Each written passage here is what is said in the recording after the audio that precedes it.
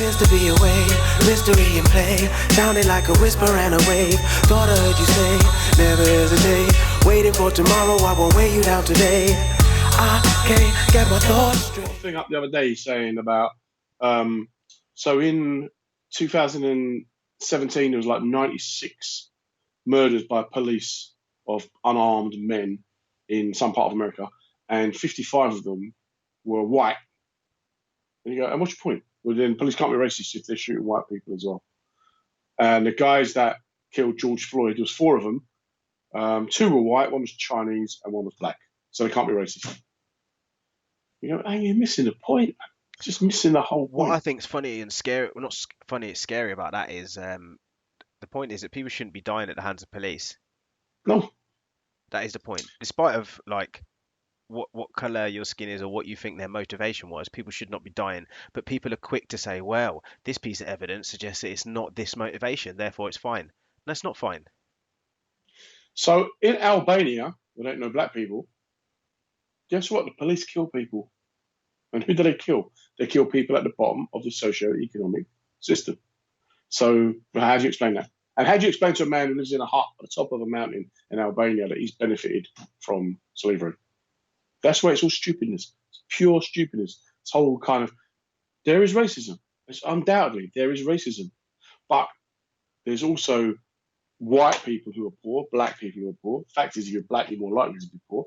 But you can't, it's not that simple that just because you're black, you're going to get treated worse. It's not that simple, in my opinion. Again, if you disagree, put it in the box, talk it out, argue. And this is it. We spoke the other day off air when after the call Off air. finished. Off air. Quietly. You phoned me up to threaten me and I punched you in the jaw. Oh, mate, punching me in the jaw would hurt less than making me laugh right now. So I would accept that punch to the jaw from you. But yeah, no, we spoke about how you said something along the lines of that I've done all right and like being educated. How representative am I of the community? Yeah. And I think my response back to you was, it doesn't matter how educated you are. When I'm walking down the street and a policeman sees me or a member of authority or whatever, or if someone's on the street and they wish to cross the road, all they don't see my education. They don't see anything behind it. But what that question revealed to me was, yeah, I suppose we are seen as different depending on the level of where you are socioeconomically, right? Yeah, I think so. But maybe I'm wrong. But like, it's different. And I know that within my own community, some people may say to me, but you don't understand the struggle of this and the struggle of that. Don't get it twisted. Like, I'm well impressed with my parents. They came from small islands to build a home here, have children who have all become quite successful in their own right. Some through academia, some through working and learning on the job. Do you know what I mean? But like all of that has taken for people to actually do something. And I'm not saying that people aren't doing anything. We were gifted opportunities. We saw opportunities, and that I'm very grateful for that. My parents put us in a place we could have them. But one in the same, I had to take them opportunities. Do you know? Like, so at certain times when I wanted to go out raving, I couldn't go out raving. I was chilling in my yard, understanding what organic chemistry was. Do you know what I mean? But do you see that's so I do work at a university, and my little company, we provide people who do the interviews for people who want to be doctors and nurses, right? Mm-hmm. And a few times I've gone along and sat in and been an interviewer for students coming to med school, right? And if I tell you, out of every 10, 7 or 8 will be I don't know what the word is, Oriental, Chinese, Indonesian, Filipino, 7 out of 10. Then probably 1 out of 10. I'm going to put the word out there. We're going to call those people Asian. I'll explain why in a minute. Okay, we'll call them Asian, all right? It's just that I was hoping we'd get an American following. Anyway, but of the other 3 out of them 10, probably 1 will be white British and 1 will be African, Eastern European, and the other 1 ain't black British.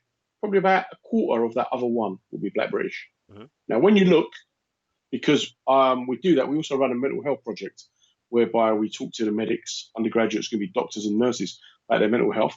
And all them people that come from the Oriental Asian, they don't understand the importance of a sense of humor, of interaction and socializing. So when I was 16, 17, I was out partying, these kids were studying out their books. And the difference is that now, 30 years later, These kids are now consultants and accountants and academics, whereas my family still signing on. So my kids, when they was little, I didn't let them know their cousins. I took them out of where I was from, took them completely away from it. And then when I split up with their missus, I made sure that I still had my kids half the time, so that I had that input and that influence. Well, you see, if I'm honest, I think That's simple. my parents moved us to where I grew up simply for that same reason, in the hope that we wouldn't see those around us who looked like us but didn't necessarily have the impetus to Yeah, strive, right? And then also they didn't want their children to be tarnished with the same brushes due to the color of their skin that they experienced because they grew up in this absolutely. place. So they were like, well, if we just pick somewhere else, then maybe it'll be better. But you got to pass it on. My son, when he went to university, there was 6 in the house. One black kid, 5 white kids, and my son made jerk chicken. And the black kid was like, "How have you learned to make this?" It's like, "Well, my dad taught us." And this kid was going, "Well, this is just tastes like what my grand makes." But my son, although he's white from a middle class area, front garden, back garden, 4 wheelie bins, right? Everyone else got 3 wheelie bins. We got 4. Little old lady next door, she got 2. Don't judge me, you don't know us. But it's the thing about it's about culture. It's about culture and understanding, and that's where it all makes me so sad at the moment when I see a white girl with a bra on and shorts with Black Lives Matter tattooed across her belly, and she's Instagramming herself walking down the street. I would question her commitment. I'm not going to get into an argument with second or third wave feminists about a woman's right to dress however she likes appropriately. But really, if you want to help black people elevate themselves and end racism, I don't think you're going to do that by getting your tits out and having a flipping BLM tattoo across your belly so that your followers on Snapchat can see it. There's 2 things you mentioned there, right? One was your son and how him showing his cultural understanding of something that he liked, brought him closer to somebody else, just based on the rich fruits that accepting cultures can bring, right? The other Yeah, thing that I thought was really interesting in what you said then was we spoke of you didn't know how to describe a race of people, right? Now, before I spent a lot of time in America, I would have described those people as Oriental, right? But having yeah, spent a lot more time in America, I realized that term Oriental is a lot like, well, it is basically a term put on people from that part of the world, from the colonizers, the colonial period. So they would okay. say, these people, them are Oriental. People from there see that in the same way as it's a very negative term. You understand what I'm saying? It's like, we colonized you and we're going to call you this. Almost in a similar manner to, I've always referred to my parents' home as being the West Indies. It's not the West Indies, it's the Caribbean. Now, the reason why I make that distinction is because the people who lived there before, um, who apparently discovered the Caribbean, it was William, Which Spanish. the Spanish one, Yeah. Amerigo Vespucci Okay, maybe Portuguese, but everyone claims him and to be Christopher British. Columbus. Yeah, there we go. Right, there we go. So before he got there, there was like the yellow Caribs were there. You understand? Or when the slave ships Hang on. broke there, What the about the yellow Caribs. Arawaks? Everyone forgets the Arawaks, mate. Indeed, but the yellow Caribs are closer to the Arawaks than this idea of the West Indies because we went to find They India and didn't we think went they the were wrong just way. killing them, did they? When they turned up and took their towns. Well, this is it, man. There's obviously dark histories, but unless you're interested, then you don't know. And I suppose what I'm saying is shouting about it on Facebook in an angry way isn't going to lead someone else to be interested. No. Do you know? Because I do comedy on cruise ships, and it's always funny when we go Caribbean because everyone thinks the Caribbean is going to be like golden sands and palm trees, right? When you get there and you see a lot of hardship, poverty, and people living in shanty towns, you see British tourists going, "This is not what I was expecting," you know. And then on the ship they go, "What activities have you got? What tours can we go on?" And they're like, "Well, you can go and see like a nutmeg factory or a rum factory, or a train ride or scenery. That's it." And people are like, "Yeah, but what about history? What about museums?" And I'm always tempted to go, I think when they was whipping slaves, they forgot to get them to build architectural monuments that people 400 years later could go visit. Exactly.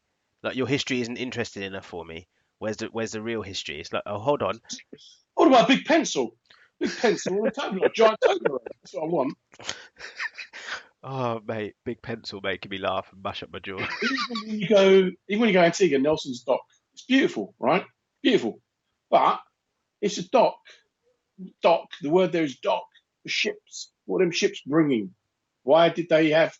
Why was Antigua so strategically important? What were they protecting that they didn't want the French, the Spanish to get their hands on? Even now, right, what we're basically talking about is some of the history is associated with words that we use common day, and we don't really know why we use the words. So, for example, I've just explained Oriental and Oh, versus well, then, Asian. you just black explained it to me, didn't you? I'm just black explaining there. I say Oriental. Okay. Oi, woi, right? I struggle. Let me tell you, mate. I don't care. I struggle, right? Because I I think that we all have a right to a preference, okay? So my friend's daughter, we have kind of little bits of run-ins, although I used to change her nappy, which makes it a bit awkward because she's like 20 now. And she'll go, yeah, but, you know, you're out of order, you're a dinosaur. I'm like, yeah, but I wiped your ass and you've never wiped mine. So stop trumps. Yet. But we were talking about how I've always liked, in terms of like women, I like women with curves, right? And I think the most beautiful women in the world come from South America. That's my own particular taste. You know, they're curvy, they got fire in them, got mischief, passion, right? Now, my friend's daughter said to me, "You can't say that because that's racist. You are implying a set of characteristics onto a whole continent." I'm like, I like the black South Americans, I like the Hispanic South Americans, the white South Americans. Once I can do that salsa nonsense, I'm there, right? But then I said to her, "But I don't really find Korean and Chinese, Japanese. I don't find Korean people attractive. It's not my bag. It doesn't work for me." And she goes, "Okay, well, that's acceptable because that's a nation and not a race." So I said, "Yeah, because I think they've got like flat faces." Mate, she didn't talk to me for about 3 months. She goes, "That's just so racist." I'm like, "No, but that's why I don't like them because that I don't. It doesn't work for me, and they tend to look like small boys. So like, that's just that is. I'm not going to talk to you until you see what you're saying is wrong. What can I do?" It's a mad one though, isn't it? Because it's like, for me, I don't know, man. Any such generalizations don't work. Do you know what I mean? And it's almost like we live in a world where, I mean, if you were to have that conversation between you and your friend, I think that's perfectly cool, man. But obviously, we might get a few comments on here because we've put that out there to a wider audience than people that know us, right? So Look obviously, at you apologising for me, you racial apologist. This is my white friend. He is racist at the end of the day, only to them people. I've actually got a whole. Hold my jaw. Hold my jaw. Anyway, I'm going to move on from that one because I can't laugh no more. Hold on. You know what happened? When I was about 8, I sat at school next to a girl called Myrtle. And, oh, man, she was my first crush. I loved that girl. Loved her, right? Then when we left primary school, we went our separate ways. And a few times in secondary school, I'd bump into her at things and that. And never managed to get it on. Her family were Jamaican. And so when I then became a teenager and I'm, looking at girls, I would look at all girls. I wouldn't, like someone might be like, I wouldn't go with a black girl, I wouldn't go with an English girl, I wouldn't go with a white girl, I wouldn't go with an Asian girl. I'd be like, you know what? People are people are people. I don't like people that are skinny, but they might not like me. Hmm. So when I'm talking to my friend's daughter, she's going, "No, you can't say that, okay? Can't say that." I'm like, "What can I say? It's a preference." You had a quiz, man. What was your quiz thing that you were talking about? Well, you know what, right? Health is just you and your mucked up lockjaw. And I was thinking, because I do stuff on men's health and men's health forum, and I thought I would see how much you know about men's health, and maybe we could kind of incorporate it into people putting views in the box what they think. Right. But So I what? was fascinated. This started off because I was doing a webinar about men's health, right? And I was doing a thing on men's sexual health because a lot of the guys that I work with, people don't realise that STDs amongst the over 50s, it's on the rise. It's Because a love thing. there you go. They're splitting up. They're suddenly single. Last time they were singles in the 80s, and they don't understand that STDs are out there. Mm. So, according to Hold on, recent are you Netflix starting the show. quiz now? Is that what you're Yeah. doing? First one, question number one. Hold on, before you go there as well. I'm doing a thing as well on the whole mental health thing. So I don't really do these chain letter things, like you must pass this on to 5 people or this happened or whatever. But I did see something on Facebook recently. It's a 25 press up challenge for PTSD, Oh my God, I've been laughing at you doing that. mental awareness. Yeah, exactly right. Now, for me, I just think it's a really good thing. If people can watch me in pain doing 25 press ups, and during that time, think of someone who you haven't spoken to in a while, maybe give them a ring because they might not be feeling too good about themselves, then I will go through the pain, mate. So, yeah, carry on. Give me your But questions. what I've done is I've recorded your press ups every day, 25 a day, and I've made a video and I've set it to music of Marvin Gaye singing Sexual Healing. And then when you're going, ah, my missus is watching you over my shoulder. Like, I'm going, God, Jonathan, I'm nearly there. But then yesterday's one, your jaw went, rocked the jaw. Do you know what, right? I'm loving the sympathy you're giving. Baby, I'm hot just like an oven. No, yeah, Jonathan, you go too quick. Slow down. On my big screen, my big plasma. Right, quiz. So, Don't really know me.